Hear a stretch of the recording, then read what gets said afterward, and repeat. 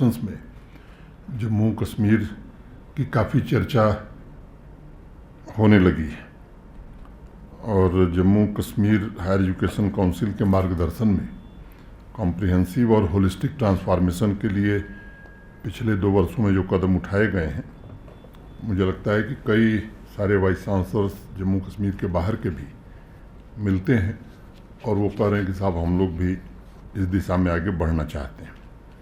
तो एक तो मैं आप सबको बधाई देना चाहता हूं कि आप लोगों ने मिलकर के इस क्षेत्र में अच्छा काम किया है और भविष्य में जो रिफॉर्म है या नीतियों का जो निर्माण है उनका इम्प्लीमेंटेशन कैसे होगा, फ्यूचर स्ट्रेटजी क्या होगी और नीतियों के विस्तार के लिए क्या क्या करना है, ये काम आप लोग निरंतर कर रहे हैं। एक रोल मॉडल के रूप में हायर एजुकेशन जम्मू कश्मीर का पूरे देश में जाना जाए, वो करिकुलम से लेकर के क्लासरूम तक, मुझे लगता है कि इस ट्रांसफॉर्मेशन को यही ड्राइव कर सकता है। किसी भी व्यक्ति या संस्थान या क्षेत्र के लिए मुझे लगता है सबसे बड़ी उपलब्धि यह है कि वह लोगों के मन में जो पूर्वाग्रह बैठे हुए हैं उसको कैसे ख़त्म करे और हर एक स्टेक होल्डर की मेहनत से जम्मू कश्मीर के संदर्भ में मैं कह सकता हूं कि एक सफल यात्रा हायर एजुकेशन काउंसिल और हमारे इंस्टीट्यूशंस ने पिछले 2 सालों में आगे बढ़ाई है।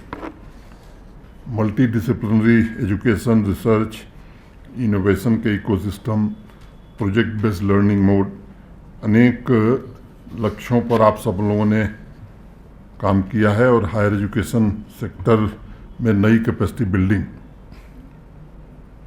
नेशनल एजुकेशन पॉलिसी 2020 के तहत स्टूडेंट्स को नॉलेज और स्किल दोनों प्रदान करने में काफ़ी हद तक हम सफल रहे हैं।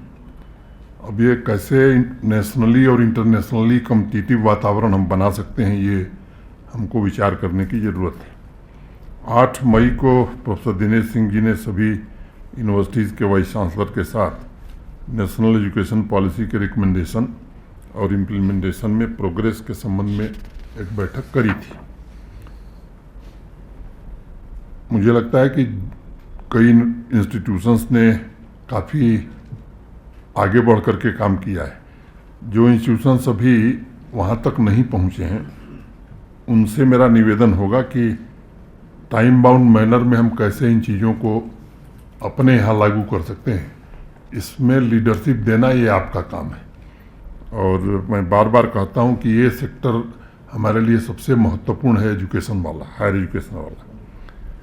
दुनिया में जिस तरह का परिवर्तन हो रहा है उसमें मुझे लगता है कि जो कार्यक्रम आप लोगों ने डिज़ाइन और डिग्री का शुरू किया है वो भावी पीढ़ी के लिए एक सशक्त टूल और सपोर्ट साबित हो सकता है। ये सिर्फ डिग्री नहीं बल्कि हर एक स्टूडेंट की इंडिविजुअलिटी के मुताबिक उसे और प्रोडक्टिव बनाने का एक अहम जरिया हम बना सकते हैं। साइंस हो या ह्यूमैनिटीज़ की डिग्री हो, इन दोनों के 2 महत्वपूर्ण उद्देश्य मैं मानता हूँ।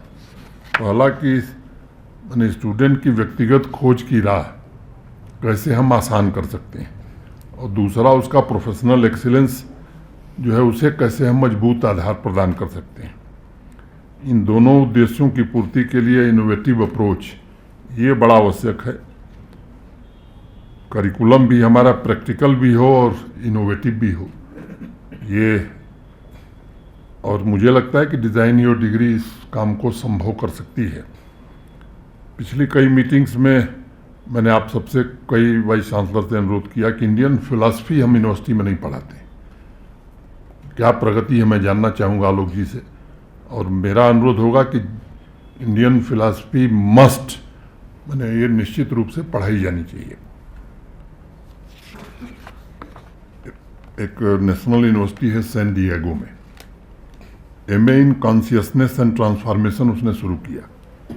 इंटरडिसिप्लिनरी करिकुलम है और 11 अलग अलग सब्जेक्ट में से 3 सब्जेक्ट सेलेक्ट करने का वहाँ ऑप्शन दिया गया। आज टेक्नोलॉजी और मैन्युफैक्चरिंग कंपनी जैसे ह्यूमन कैपिटल हायर कर रही हैं जिनका background emotional intelligence, social intelligence और ह्यूमन डेवलपमेंट है।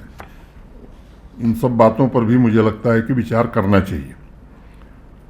प्रत्येक कोर्स में हायर एजुकेशन के